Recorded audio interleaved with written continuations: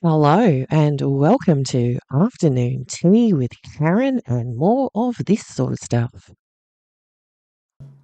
Overview of proposed anti-vilification protections for all Victorians. In a nutshell, how we're going to control what you say. Yeah, I know already our federal government is trying to do that for what we say online, but you won't believe what this one is proposing to do. Oh yeah, no, I would. I did a Fun with Documents 4-part special on the report when it came out earlier in the year. I know what laws they've changed to do it. I know it's set up in New South Wales. Sorry to have to tell you. And it's just got set up in Western Australia. Let me show you. Honourable Sophia Mamont. Thank you, Acting President. I welcome and support this amendment wholeheartedly. The contributions, by the way, from my honourable colleagues have been both thoughtful and insightful, and thank you for that. I found it interesting that other people here too have had parents that have been affected by Nazi ideology. So my parents were born just before the Second World War. They remember the bombings, the food shortages, people going missing, having to hide in the root cellar and things like that. So Nazism was something that they both felt very strongly about and called out whenever they saw it. It is interesting, though, to note that when women speak up about their human rights, that they are associated with Nazis as well. This wasn't something that I was aware of until Melbourne, basically. Someone called me out as being a Nazi sympathiser as well. They received a cease and desist letter from a lawyer. That was incredibly insulting. It's also incredibly wrong.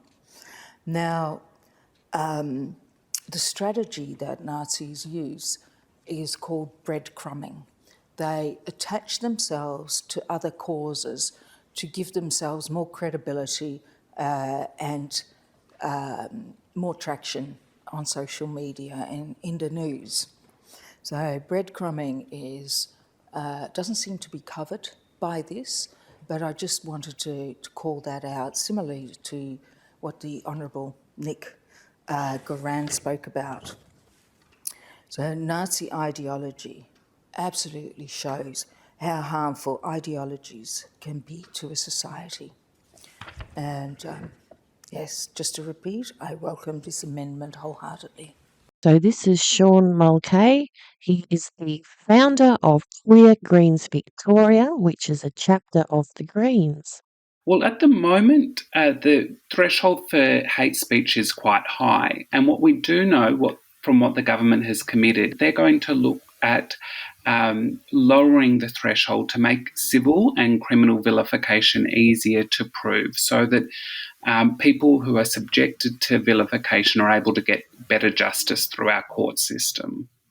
So the government's committed to introducing legislation to ban the public display of Nazi symbols in the first half of next year. And this is important not only for the Jewish community, but also for our communities as well, too. We were targeted by Nazis, and I think it's extremely important that we stand in solidarity with Jewish communities against the display of these neo-Nazi symbols that incite hate behaviour. As to the other portion of work, so addressing our anti-vilification laws, there's a less clear timeframe on that. And one of the things that we'll be doing is pressing the government to ensure that this is addressed as soon as possible. Nobody should have to suffer a day more of hate. So back in 2020 from Premier Jacinta Allen, so committed to reforming legislation and the Victorian Pride Centre. And also the Victorian Government LGBTQ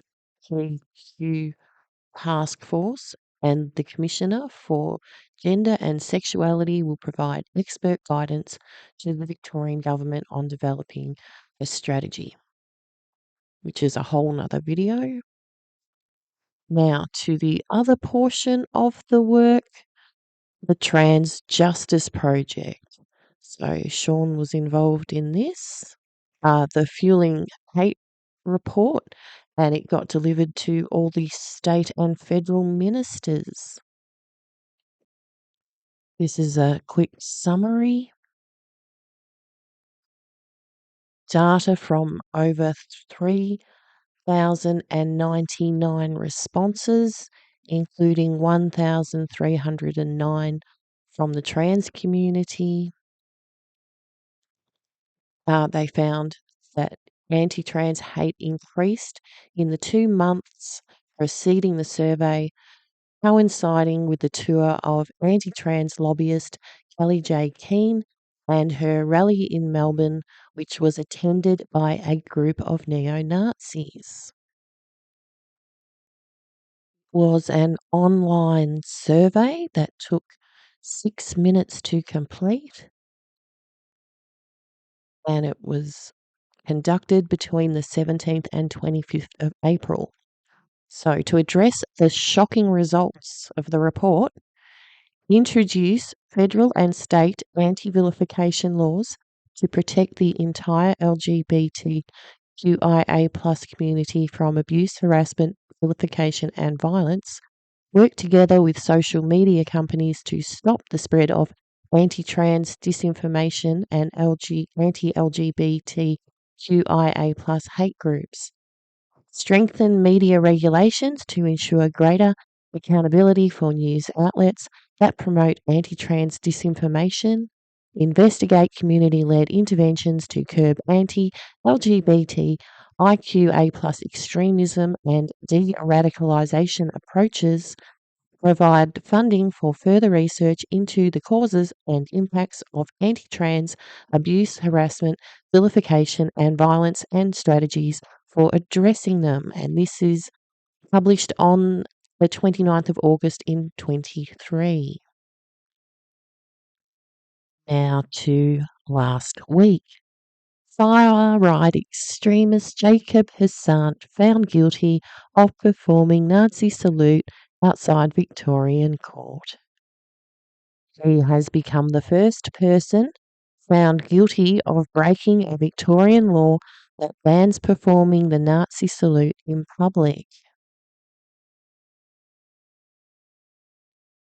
He performed the gesture days after Victorian lawmakers passed the Nazi salute prohibition bill, making it illegal to deliberately perform the action in public. The offence carries a maximum penalty of $23,000 or 12 months jail. The magistrate said laws were necessary to protect vulnerable minority communities. Victorian Premier Jacinta Allen said her convictions sent a clear message that anti-Semitism would not be tolerated. We took very, very strong action as a government, as a parliament, as a society to say that Nazi salute behaviour is utterly unacceptable and you should go to prison for a year because of someone else's religious beliefs and what's happened in history. And look at all the other vulnerable groups that are coming along with them.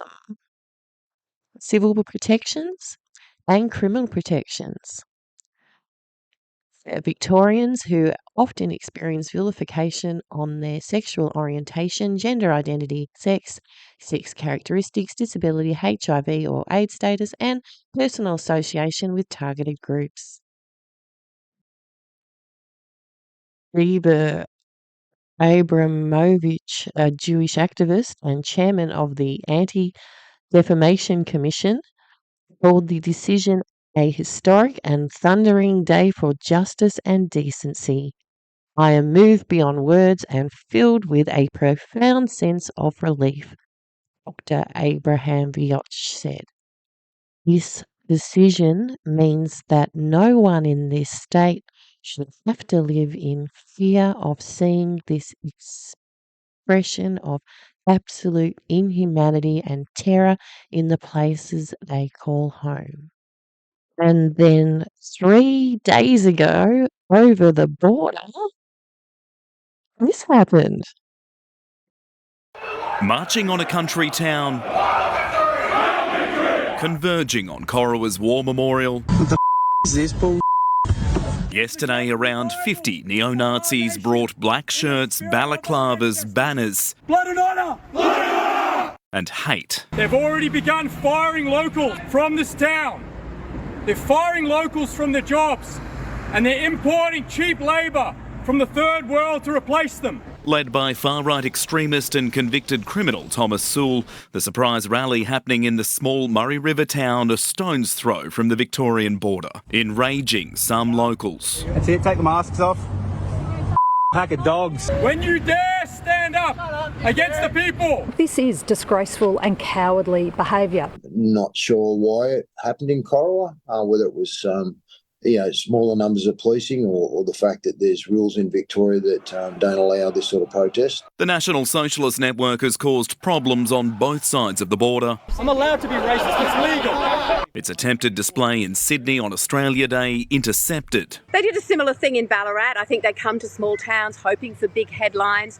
Well, they've picked the wrong place this time. Police saying they dispersed the crowd of about 50 people in Corowa, but there were no arrests. The New South Wales Premier today joined the chorus denouncing the border town display, saying detectives are investigating and haven't ruled out criminal charges. Andrew Denny, 7 News. Calls for New South Wales to ban Nazi salute symbols after white supremacist rally in Corowa.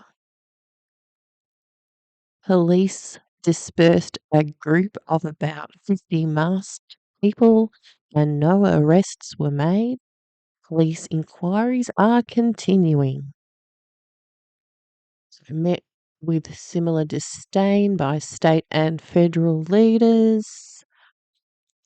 Member for Farrer, Susan Lay, said white supremacists were attacking country communities and encouraging New South Wales to join Victoria in banning the Nazi salute and related symbols. Oh, something else I got wrong. You haven't got the symbols banned yet. They are not free speech, she said. They should be banned and we don't want to see them in our streets. Victorian Premier Jacinta Allen said it's cowardly, it is hurtful and it is hateful. They are driven by hate and division. That's why we need to continue to be united to stamp out any signs of this sort of behaviour. Well, there you go, Brian. It is not there in New South Wales yet. So it's just on its way. You can see why I thought the Nazis worked for the government. Anyway, that'll do. See you later. Bye.